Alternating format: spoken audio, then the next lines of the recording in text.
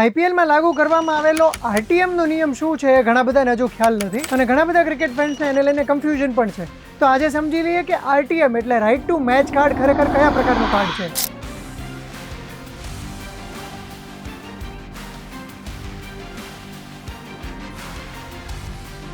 તો આરટીએમ કાર્ડનો નિયમ એવો છે કે માની લો રોહિત શર્માને મુંબઈ ઇન્ડિયન્સની ટીમ રિલીઝ કરી દે છે અને ઓક્શનમાં રોહિત શર્માને બેંગ્લોરની ટીમ ખરીદે છે. હવે બેંગ્લોરની ટીમ એના માટે સૌથી વધારે બોલી લગાવે ત્યાર પછી ઓક્શનમાં મુંબઈ ઇન્ડિયન્સને ફરીથી પૂછવામાં આવશે કે શું તમારે આરટીએમનું કાર્ડ યુઝ કરવું છે. જો મુંબઈ ઇન્ડિયન્સ આરટીએમનું કાર્ડ યુઝ કરવા માગે તો એ લોકો ફરીથી રોહિત શર્માને પોતાની ટીમમાં સામેલ કરી શકે છે જેટલી બોલી આરસીબીએ લગાવી હોય એટલા જ પૈસા આપીને. એટલે ફોર એક્ઝામ્પલ આરસીબીએ રોહિત શર્માને 20 કરોડ રૂપિયા આપવાનું નક્કી કર્યું તો મુંબઈ ઇન્ડિયન્સ ફરીથી 20 કરોડ આપીને રોહિત શર્માને પોતાની ટીમમાં રાખી શકે છે. આ પ્રકારનો નિયમ 2022ના મેગા ઓક્શનમાં પણ હતો, પરંતુ નવા નિયમમાં એક ટ્વિસ્ટ આવ્યો છે અને આ ટ્વિસ્ટ પ્રમાણે જ્યારે જૂની ટીમ પોતાના ખેલાડીને એ રકમ આપવા તૈયાર થઈ જાય ત્યારે ફરીથી બીજી ટીમને પૂછવામાં આવશે કે શું તમારે બોલી વધારવી છે. એટલે આપણા કેસમાં આરસીબીને ફરીથી પૂછવામાં આવશે કે તમારે 20 કરોડથી વધારે બોલી લગાવવી છે. જો આરસીબીની ટીમ રોહિત માટે 20 કરોડથી પણ વધારે બોલી લગાવવા તૈયાર થાય તો પછી ફરીથી એક પ્રકારનો ઓપ્શન જ થશે. અને જ્યારે મૂળ ટીમ ગિવઅપ કરી દે કે નહીં હવે અમે આ ખેલાડીને રાખવા માંગતા નથી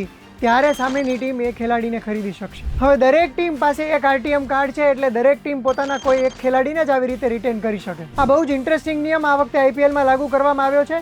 આ સિવાય એક સારા ખુશખબર એ છે કે દરેક ખેલાડીને 7.5 લાખ જેટલી મેચ ફી આપવામાં આવશે અને જે ખેલાડી આખી સિઝનમાં બધી જ મેચો રમશે એને 1.05 કરોડ આપવામાં આવશે. ઘણા બધા ક્રિકેટ પ્રેમીઓને ફરિયાદ હતી કે રિંકુ સિંહ જેવા જબરદસ્ત ખેલાડીને માત્ર 50 લાખમાં રમવું પડે છે, પરંતુ આ નવા મેચ ફીના નિયમના કારણે દરેક ખેલાડીને 7.5 લાખ જેટલી મેચ ફી પણ મળશે. આ સિવાય વિદેશી ખેલાડીઓ માટે એક નવો નિયમ લાગુ કરવામાં આવ્યો છે કે જે ખેલાડીઓ મેગા ઓક્શનમાં નામ નહીં નોંધાવે એમને મિની ઓક્શનમાં પાર્ટિસિપેટ કરવા નહીં દેવામાં આવે અને જે ખેલાડીઓ ઓક્શનમાં એક વખત સોલ્ડ થઈ ગયા પછી રમવા માટે ઇન્ડિયા ન આવે એ ખેલાડીઓ પર 2 વર્ષ સુધીનો પ્રતિબંધ લાગશે. હા, આ વિદેશી ખેલાડીઓ ઈજાના કારણે કે પછી કોઈ મેડિકલ ઇમરજન્સીના કારણે ભારત આવી શકે એમ ના હોય તો વાત અલગ છે, અધરવાઇઝ એમના પર 2 સિઝન માટે બેન લાગશે. તો મિત્રો, આઈપીએલના કયા નિયમો તમને રસપ્રદ લાગ્યા અને આગામી સિઝનમાં તમે કયા ખેલાડીને કઈ ટીમમાંથી રિટેન થતા જોવા માંગો છો એ કોમેન્ટ કરીને જણાવી શકો છો. આ જ પ્રકારના વિડીયોઝ જોવા માટે ગુજરાત સમાચારના ડિજિટલ પ્લેટફોર્મ્સ જોતા રહો.